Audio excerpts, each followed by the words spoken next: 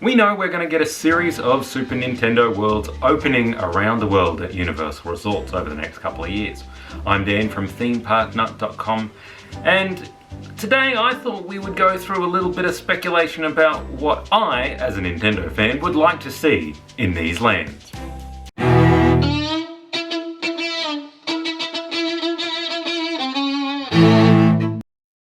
Okay, so I've been thinking a lot about Super Nintendo World, and there's a lot of leaked information already. Because of the stuff that's already been going on in Japan, because of the proposed building in Kid Zone in Universal Orlando, we know a little bit about what these lands are going to look like, particularly the rides, but we don't really know inside. We just know sort of there's going to be a Mario Kart ride, and there's going to be a Donkey Kong ride, and there's probably going to be a Yoshi ride. So I thought, why not speculate a little bit about that, speculate a little bit about the land itself and the food and beverage options and all the other things that you might see in a Super Nintendo World.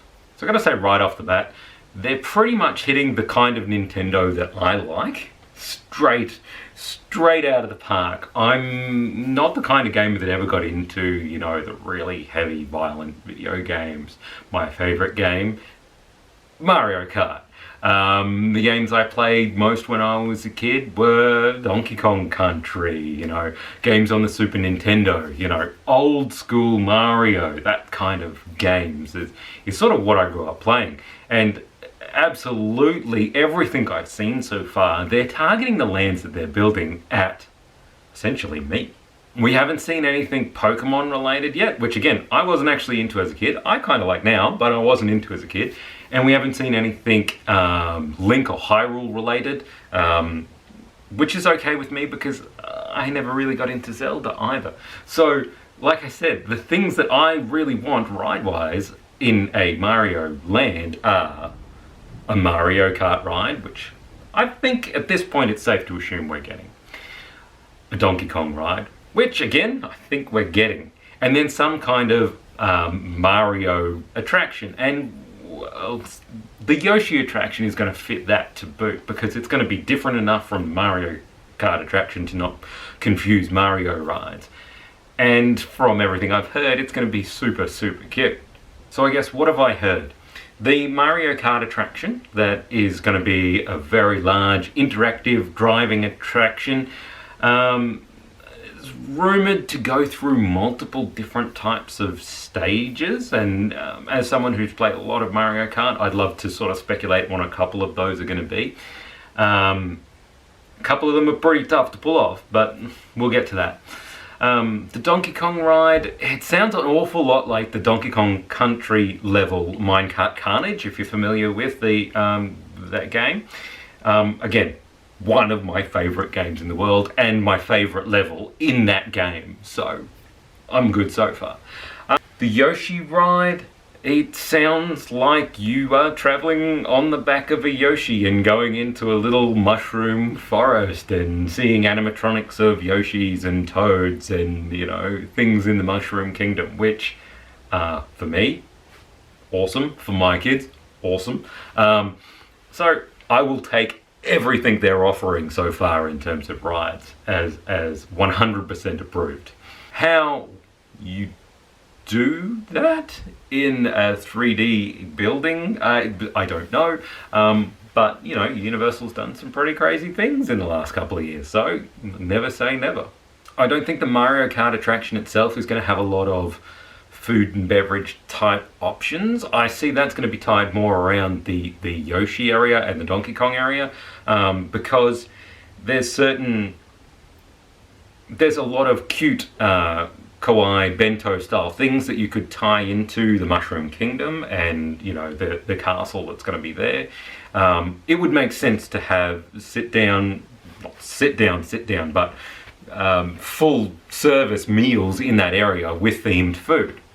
It makes sense to have sort of full range of food in those areas in a large cafeteria or, you know, Satuli Canteen style fast service restaurant.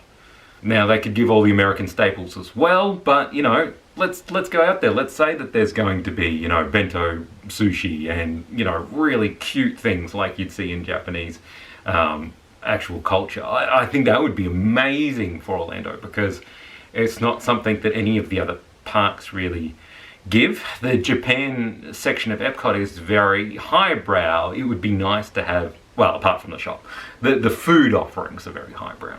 It would be nice to have really kiddie Japanese food, because they've got a whole subculture of food that is amazing for that kind of thing.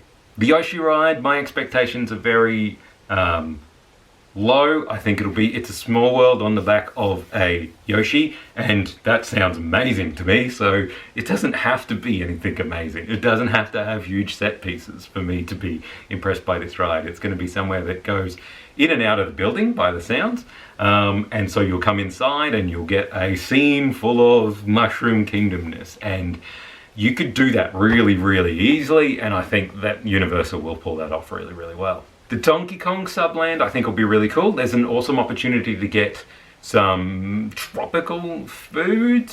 You know what I'm talking about? The same that they've done with Volcano Bay. It's a similar idea where you can get smoothies and, you know, pineapple drinks and things like that. You could skew it old and young, like you could have alcoholic drinks in pineapples, like certain places do.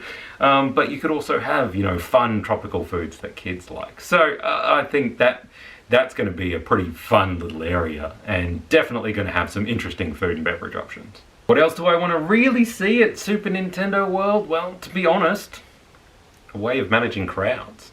Maybe it's because I'm a Nintendo fan, but I think people are really underestimating the power of the Nintendo brand and the longevity it's had. We're now up to the third, fourth generation of people that have played with Nintendo products, right? In the next 20 years. So it's going to be a really strong brand, and it's shown it's not going to go anywhere. Nintendo's shown, like Disney has shown and Lucasfilm have shown, that they understand the pattern of taking things away for a few years and bringing it back, milking nostalgia and building new nostalgia. My kids are going to love Mario Brothers games into the futures, because I've played the new Mario games with them and some of the old Mario games with them when they were kids. So now what was in my youth is in their youth, right? So when they have kids, Nintendo is going to bring it back again, like a yo-yo, right? It comes back every 7 years. Nintendo will bring back the Super Mario platformer style games. We'll bring back the big Mario games with maybe the next console, maybe the console after, as the dominant titles. Maybe Wii Sports and things like that as well, right? So Nintendo understands nostalgia and how to use it and how to maintain it. And I think that's going to be a huge attraction. How Universal handle that, that's what I'm interested in, because Disney have handled it well. If you've looked at the opening of Star Wars Galaxy's Edge, from my point of view, people say, oh, the wait times aren't long. No, they've handled it really well by building attractions that can suit the capacity that they need, by planning boarding groups and everything else in case they get these massive crowds. Disneyland has stretched their openings over months, while Disney World has just started to do the same, with annual previews, media previews, all separate from the actual opening. They've got reservations and things for the high-profile things. Look, I think crowd control after the attractions and food are really the next thing that Universal needs to focus on with the Nintendo lands. And the final thing that is an absolute no-brainer, and there is absolutely no question in my mind that it will not be part of this: merchandising. Nintendo is so merchandisable. There are entire shops, even here in Australia, where half of the shop is dedicated to Nintendo merchandise, right? You can buy pretty much everything with a Mario or a Donkey Kong or a Link, or even the other characters that aren't going to be in this world. There's so much opportunity for merchandising, and park-specific merchandising as well, which I think would be a massive seller. Overall, I'm just super excited to see what this land brings, and I'm super excited to hear official announcements from Universal Orlando on when theirs is going to open, and I can't wait to see the opening of the Super Nintendo land in Japan next year. Thanks for watching my video all about Super Nintendo World. We'll be back on Friday with our regular theme park news in a minute video, so tune in for that. In the meantime, you can check us out on Twitter at ThemeParkNut, on Instagram, ThemeParkNutInsta, or our blog is themeparknut.com. Don't forget to subscribe, and until next time, cheers.